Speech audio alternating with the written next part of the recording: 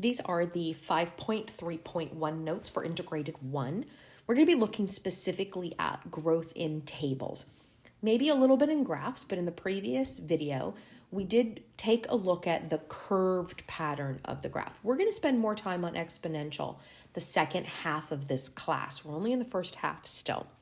So just as a reminder, the whole idea of arithmetic, which we did previously, or it's also called linear growth. And it's the idea that you are adding or subtracting the same number repeatedly.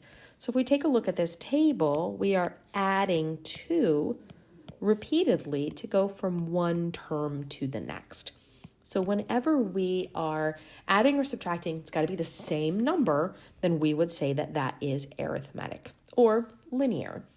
Now, the thing we've been focusing on recently, this chapter, is the geometric or exponential growth. Well, I think this table looks a little tricky, but if you take a look, it looks like they tried to add numbers here, which is not the same number. Those are not the same thing. So we're definitely going to say that this is not arithmetic. Now, I'll be honest with you. I always check to see if something is arithmetic first. So if it looks like it's addition or subtraction.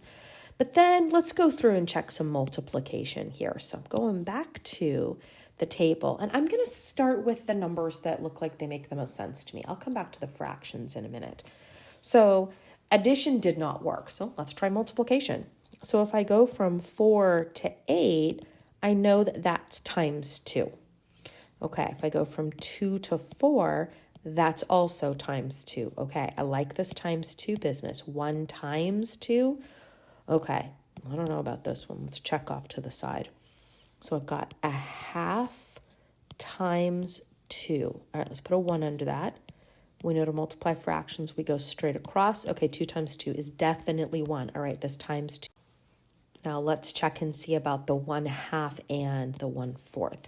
So is 1/4 times 2, trying to see if it's equal to a half, which it is. We can simplify that. Okay, so I think this times 2 is going to work. Let's check the 1/8. So 1/8 times 2. Just going to keep putting it over 1 because there's a fraction involved here. Multiply straight across. All right, this works also. So I would say that because I have this consistency here with multiplication, that this is geometric. And it does have a common ratio or a multiplier of 2. Whenever you are repeatedly multiplying by the same thing, then we can say that this is geometric or exponential.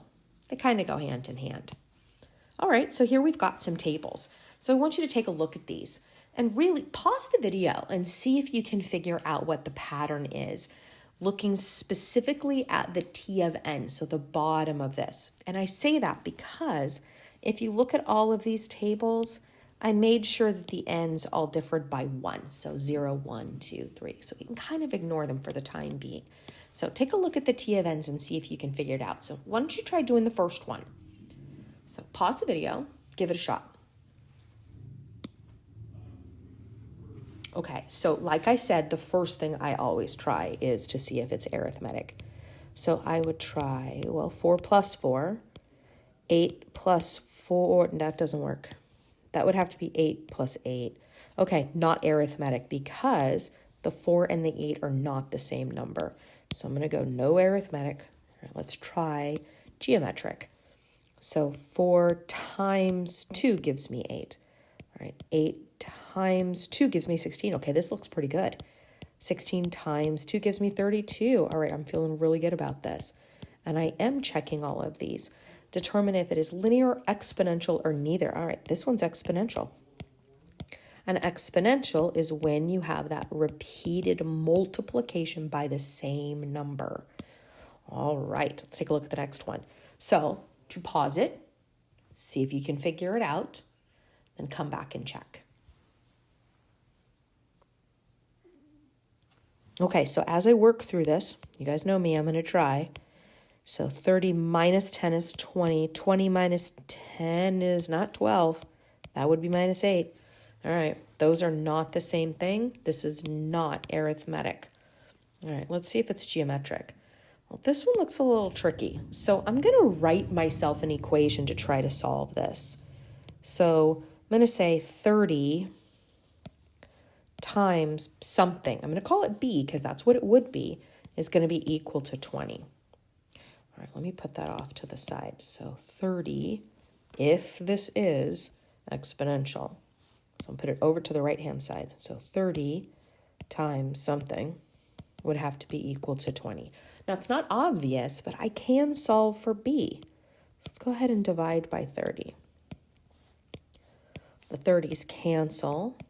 I get 20 over 30, but the zeros can cancel. So if this works, if it really is exponential, it's got to be 2/3.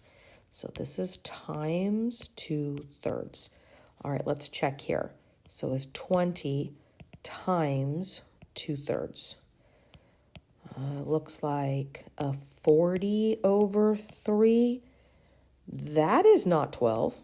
That is not 12. I need to get 12 if I'm doing this. This is not working. Well, I don't think timesing by 2/3 is even going to work. All right, so I'm going to go neither, I don't think. So this is neither because my timesing didn't work and adding does not work. All right, why don't you see if you can try the third one? So pause it now, give it a shot, see if you can figure it out.